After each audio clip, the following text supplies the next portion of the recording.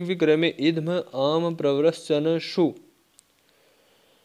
याजकादिभिश्च सूत्र से समास कर दिया हमने, प्रातिपदिक संज्ञा कर दी, सुपों का लोप।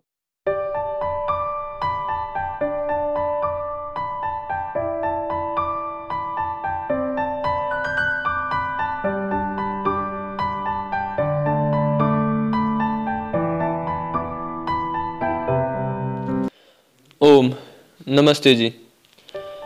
आज तत्पुरुष समास भाग 7 में हमारा प्रथम सूत्र है स्तोकांतिक दुरार्थ कृच्छ्राणि कतेन। सूत्र कहता है स्तोक अर्थात थोड़ा, अंतिक अर्थात समीप और दूर के अर्थवाचक और कृच्छ्र कष्ट, इन शुबंतों का कत प्रत्यांत शुबंत के साथ समास होता है। किस प्रत्यांत के साथ है? कत प्रत्यांत के साथ समास होता है। ठीक है। इसके पश्चात अगला सूत्र आता है षष्ठी। क्या आता है? षष्ठी। षष्ठी में कहते हैं कि षष्ट्यंत का शुबंत के साथ समास होता है। अब षष्ठी का उदाहरण है राजपुरुष। देखिए राजपुरुष बहुत ही महत्वपूर्ण उदाहरण है। ये परीक्षाओं में पूछा भी जाता है। चाहे आप कक्षाओं की परीक्षाएं दे रहे हो या प्रतियोगी परीक्षाएं दे रहे हो तो उसमें पूछा जाता है कि राजपुरुष है किस समास का उदाहरण है।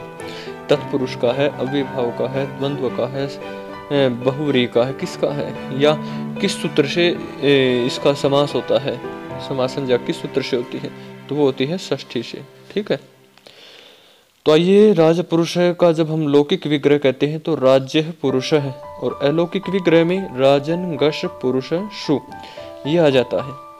जब इसी प्रकार आगे बढ़ते हैं तो कृत तद्धित समासास्त्र सूत्र से प्रातिपदिक संज्ञा करेंगे राजन गश पुरुष शु की। ठीक है। अब जब प्रातिपदिक संज्ञा कर देंगे तो पूर्व सिद्धियों के समान ही कार्य चल रहे हैं। यहाँ पर सुपो धातु प्रातिपदिक सूत्र से सुपों का लुक कर दिया हमने। राजन पुरुष प्रथमा निर्दिष्ट समास उपसर्जनम से उपसर्जन संज्ञा कर दी और उपसर्जनम पूर्व में उपसर्जन का पूर्व में प्रयोग कर दिया। अब राजन की हमने उपसर्जन संज्ञा की और उसका पूर्व में भी प्रयोग, क्योंकि वो पूर्व में है ही। ठीक है। तो इसके बाद जब हम आगे बढ़ते हैं तो हमारे सामने क्या आता है? राजन है, हमें राजपुरुष बनाना है तो न का हम न लोप प्रातिपदिकांतस्य सूत्र से नकार का लोप कर देंगे। न लोप प्रातिपदिकांतस्य सूत्र से न का लोप कर देंगे। ध्यान रखना इस चीज का। तो राजपुरुष हमारे पास शेष रहेगा। अब विसर्ग शेष रह गया तो स्वादि उत्पत्ति विभक्ति कार्य में स्वादि कार्य होने के पश्चात राजपुरुष हमारा बन जाएगा। ठीक है। इसी कड़ी में अगला सूत्र है हमारा याजकादिभिश्च। याजकादिभिश्च क्या कहता है? षष्ट्यंत का याजक आदि शब्दों के साथ समास होता है। ठीक है। षष्ट्यंत का याजक आदि शब्दों के साथ समास होता है। यह सूत्र त्रिजकाभ्याम कर्तरी सूत्र का अपवाद सूत्र है। किसका? त्रिजकाभ्याम कर्तरी सूत्र का। ठीक है। अब हमारा उदाहरण है, क्या है? आपके सामने दिया गया है ब्राह्मण याजक है। अब लौकिक विग्रह करेंगे तो इसका ब्राह्मण से याजक है और अलौकिक विग्रह करेंगे तो ब्राह्मण गश याजक शु। और ऊपर हमने सूत्र पढ़ा था याजकादिभिश्च सूत्र से यहाँ पर समास हो जाएगा। याजक आदि शब्दों के साथ समास होगा। दे रखा ना। तो इसी प्रकार प्रातिपदिक संज्ञा कर देंगे कृत तद्धित समासास्त्र से। जब हम इसी कड़ी में आगे बढ़ते हैं तो एक बात मुख्य है ये कि आपको किसी रूप की सिद्धि समझनी है, व्याकरण से संबंधित कोई रूप समझना है या कोई सूत्र समझना है, किसी विषय को समझना है तो आप हमसे संपर्क कर सकते हैं। हम आपको सरलता से समझाने का प्रयास करेंगे। आप हमें संदेश भेजिए आपको किस विषय के ऊपर वीडियो चाहिए। बहुत से विद्यार्थियों ने कहा था कि तत्पुरुष समास, अव्ययभाव समास, एद धातु आदि के रूप की सिद्धियों को हमारे सामने प्रस्तुत कीजिए। अब तत्पुरुष समास के बारे में बहुतों ने कहा था तो तत्पुरुष समास का विषय चल रहा है। तो आप बताइए आपको किस विषय के बारे में जानकारी चाहिए, कमेंट कीजिए। हम आपको समझाने का प्रयास करेंगे। और कोई ऐसा साथी हो जो हमारे साथ मिलकर वीडियोज वगैरह बनाना चाहता हो तो भी हमसे संपर्क कर सकते हैं सीधे सीधे, ठीक है ना।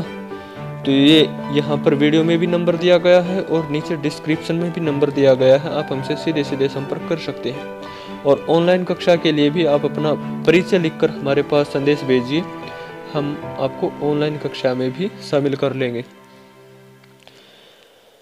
आइए, ब्राह्मण याजक में प्रातिपदिक संज्ञा करने के पश्चात जब हम आगे बढ़ते हैं तो क्या करेंगे?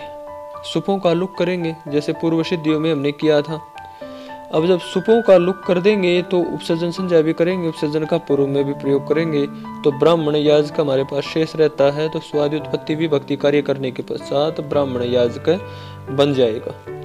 इसी प्रकार देव पूजक है, लौकिक विग्रह में देवानाम पूजक है, अलौकिक विग्रह में देव आम पूजक शु, और याजकादेव हिस्स सूत्र से समास हो गया।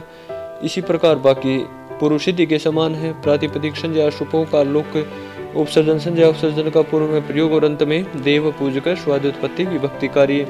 आप करके देखें एक बार, जब तक आप अपनी लेखनी से नहीं कर लेते तब तक पूर्ण रूप से समझ में नहीं आता, ठीक है। जब इसी कड़ी में आगे बढ़ते हैं तो हमारे पास क्या आता है?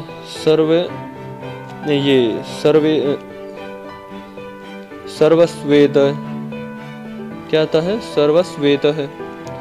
सर्वस्वेत क्या कहता है? लौकिक विग्रह में सर्वेशाम श्वेततर है, और अलौकिक विग्रह में सर्व आम श्वेततर सु। अब एक वार्तिक आता है, ठीक है। इसका वार्तिक से समास होगा, नहीं कि सूत्र से। याजकादेव हिस्स सूत्र से इसका समास नहीं होगा, इसका वार्तिक से समास होगा। ये वार्तिक का उदाहरण है। वार्तिक क्या है? आपके सामने प्रस्तुत है। गुणोत्तरेण तर लोपश्चेति वक्तव्यम, ठीक है। इस सूत्र से समास होगा, ठीक है। और फिर प्रातिपदिक संज्ञा, सुपों का लुक, उपसर्जन संज्ञा, उपसर्जन का पूर्व में प्रयोग। तो हमारे पास सर्वस्वेततर बच जाता है। तो जो वार्तिक हमने पढ़ा था, गुणातरेण तर लोप चेति वक्तव्यम, सूत्र से श्वेततर का जो तर है ना, इसका लोप हो जाएगा।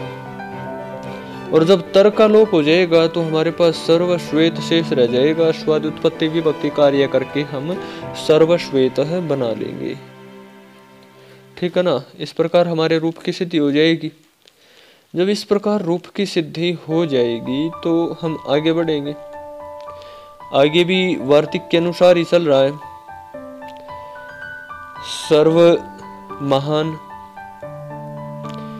सर्व महान का लौकिक विग्रह सर्वेशाम महत्तर, अलौकिक विग्रह सर्व आम महत्तर सु।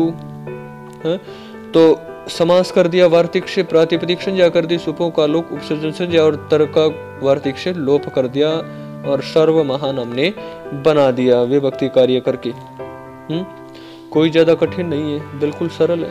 एक बार आप करके देखें इन सबको।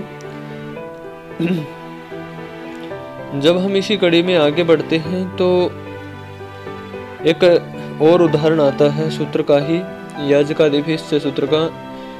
इद्म प्रवृश्चन है, इद्म प्रवृश्चन है। लौकिक विग्रह में देखेंगे तो ईध्मा नाम प्रवृश्चन है, और अलौकिक विग्रह में ईध्म आम प्रवृश्चन शु। याजकादेव हिस्स सूत्र से समास कर दिया हमने, प्रातिपदिक संज्ञा कर दी, सुपों का लुक, उपसर्जन संज्ञा, उपसर्जन का पूर्व में प्रयोग। तो हमारे पास शेष क्या रहा? इद्म प्रवृश्चन है। स्वादि उत्पत्ति विभक्ति कार्य करके इनको मिला देंगे तो इद्म प्रवृश्चन बन जाएगा। तो यहां तक हमारी याजकादेव हिस्स सूत्र की सिद्धियां पूर्ण हो गई हैं, इनके उदाहरणों की सिद्धियां।